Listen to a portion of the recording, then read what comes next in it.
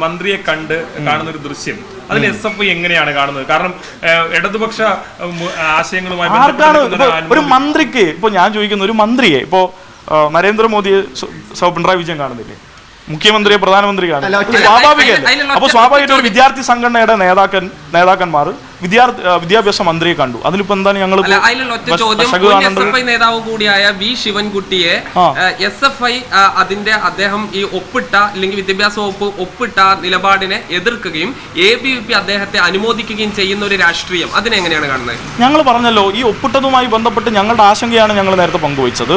അതുമായി ബന്ധപ്പെട്ട കാര്യങ്ങൾ ഞങ്ങൾ ആ നിലയിൽ തന്നെ അറിഞ്ഞിട്ടുണ്ട്. ഇപ്പൊ ABVP അതിനെ അനുമോദിക്കുന്നു, അത് അവരുടെ രാഷ്ട്രീയ ദുഷ്ലാക്കാണ്. അവർ ആ നിലയിൽ എന്തോ രാഷ്ട്രീയപരമായ ഒരു വിജയം നേടി എന്നൊക്കെ വിധത്തിൽ അവർ വരുത്തി തീർക്കാനുള്ള ശ്രമമാണ്. ഇത് യഥാർത്ഥത്തിൽ രാജ്യത്തെ സർക്കാർ മുന്നോട്ട് വെച്ചിട്ടുള്ള ഒരു പദ്ധതി, ആ പദ്ധതിയുമായി ബന്ധപ്പെട്ട് ഇത്ര കോടി രൂപ അവിടെ സ്റ്റക്കായി നിൽക്കുകയാണ്. അത് തരില്ല എന്ന നിലപാട് ഉയർത്തുകയാണ്.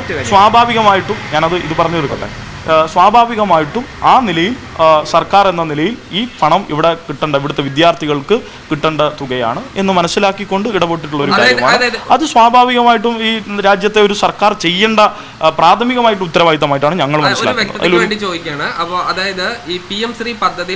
നിങ്ങളുടെ വ്യക്തത കുറവ് എന്ന് പറയുന്നത്, നിങ്ങൾ ഉദ്ദേശിക്കുന്ന ഉത്തരം ഞാൻ നൽകണമെന്ന് പറഞ്ഞാൽ അത് ശരിയല്ലല്ലോ. ഞാൻ എന്റെ സംഘടനയുടെ നിലപാടല്ലേ പറയുക.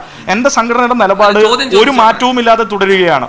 എന്റെ സംഘടനയുടെ നിലപാട്, ഞങ്ങളുടെ സംഘടനയുടെ നിലപാട് പുത്തൻ ദേശീയ വിദ്യാഭ്യാസ നയത്തിനെതിരാണ്, സംഘപരിവാറിനെതിരാണ്. ശക്തമായ സമരങ്ങൾ ഞങ്ങൾ അവർക്കെതിരെ തുടരും. തെറ്റില്ല, അത് ദേശീയ വിദ്യാഭ്യാസ നയം നടപ്പിലാക്കാതിരുന്നാൽ മതി എന്നാണോ? തീർച്ചയായും അതെ, അത് നടപ്പിലാക്കാൻ അങ്ങനെ പറ്റും.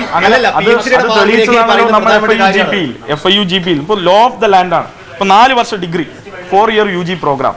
ഇപ്പോൾ നമുക്ക് ഈ പറഞ്ഞതുപോലെ 4 ഇയർ UG പ്രോഗ്രാം വരുമ്പോൾ നമ്മൾ കേന്ദ്ര സർക്കാർ മുന്നോട്ട് വെച്ച അതേ നിലയിലല്ല കേരളത്തിൽ നടപ്പിലാക്കിയിട്ടുള്ളത്. അത് കേരളത്തിലെ വിദ്യാഭ്യാസ സമ്പ്രദായത്തിനനുസൃതമാണ് നടപ്പിലാവും എന്നല്ലേ പറയുന്നത്. സ്വാഭാവികമായിട്ടും കോൺസ്റ്റിറ്റ്യൂഷനിൽ നിലനിൽക്കുന്ന ഒരു നിയമത്തെ, അല്ലെങ്കിൽ കോൺസ്റ്റിറ്റ്യൂഷനിൽ നിലനിൽക്കുന്ന ഒരു സർക്കാർ പാസ്സാക്കുന്ന നിയമത്തെ അതിൻ്റെ ഒരു ഫെഡറൽ സ്റ്റേറ്റ് എന്ന നിലയിൽ സർക്കാർ സ്വാഭാവികമായും ബാധ്യസ്ഥരാണ് നടപ്പിലാക്കാൻ. അത് നടപ്പിലാക്കുമ്പോഴും ഈ സംസ്ഥാനത്ത് നിലനിൽക്കുന്ന സർക്കാരിൻ്റെ രാഷ്ട്രീയ നിലപാടിനനുസരിച്ചാണ്, അല്ലെങ്കിൽ ഈ നാട്ടിലെ ജനങ്ങളുടെ സാംസ്കാരികവും രാഷ്ട്രീയവും സാമൂഹികപരമായിട്ടുള്ള കാഴ്ചപ്പാടുകൾക്ക് അനുസൃതമായാണ് ഇത് തീരുമാനിച്ചിട്ടുള്ളത് എന്നാണ് ഞങ്ങൾ ഇന്നല്ലെങ്കിൽ നാളെ ഉൾക്കൊണ്ടുകൊണ്ട് ഈ വിദ്യാഭ്യാസ നയത്തിൽ മാറ്റം വരുത്തേണ്ടി വരില്ല. അങ്ങനെയൊന്നുമില്ല. അത് നിങ്ങൾ NEP പൂർണ്ണമായും വായിക്കാത്തതുകൊണ്ടുള്ള പ്രശ്നമാണ്.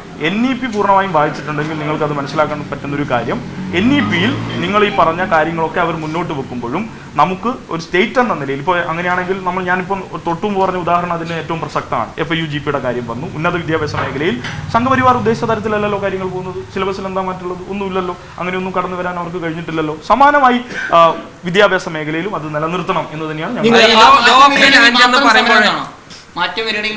ഞങ്ങൾ പറഞ്ഞല്ലോ. സമരം കേന്ദ്ര സർക്കാരിനെതിരെ ഇപ്പോഴും തുടരുകയാണ്, വ്യത്യസ്ത കാര്യങ്ങളിൽ തുടരുകയാണ്. എന്താണ് അതിൽ ഒരു അവസാനം?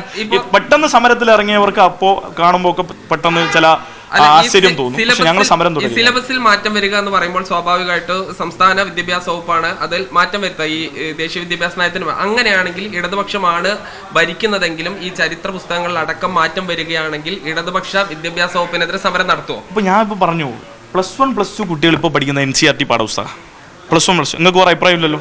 ആ NCERT പാഠപുസ്തകത്തിൽ +1 +2 കുട്ടികൾ പഠിക്കുന്ന NCERT പാഠപുസ്തകത്തിൽ വലിയ വെട്ടിനിരത്തലുകൾ കേന്ദ്ര സർക്കാർ കൊണ്ടുവന്നു. ആ ഘട്ടത്തിലും ഞങ്ങൾ സമരത്തിലുണ്ടായിരുന്നു. നിങ്ങൾക്ക് എന്താ സംശയം? ഞങ്ങൾ RSS ഉദ്ദേശിക്കുന്ന തരത്തിൽ ഈ നാട്ടിലെ വിദ്യാഭ്യാസ ക്രമത്തെ മാറ്റാൻ അനുവദിക്കില്ല. അതിന് ഞങ്ങൾ സമരം നടത്തും. നിയമങ്ങളൊക്കെ അവർ പാസ്സാക്കുമായിരിക്കും. അതിപ്പോ സ്വാഭാവികമായിട്ടും അവർക്കല്ലേ ഭൂരിപക്ഷം, അവരല്ലേ രാജ്യം ഭരിക്കുന്നത്. നിയമം അവർ പാസ്സാക്കും. പക്ഷേ പ്രതിഷേധിക്കാനും അവർക്കെതിരെയുള്ള നിലപാട് ഉയർത്താനും ശക്തമായ സമരം നടത്താനും ഞങ്ങൾ മാത്രമായിരിക്കുന്ന ഘട്ടത്തിലും ഞങ്ങൾ അത് തുടർന്നിട്ടുണ്ട്. ഇനിയും അത് തുടരും. പ്രതിഷേധം കൊണ്ട് അവസാനിച്ചു പോകുന്ന ഒരു കാര്യമായത് മാറിപ്പോയില്ല. അങ്ങനെയൊന്നും പറയില്ല.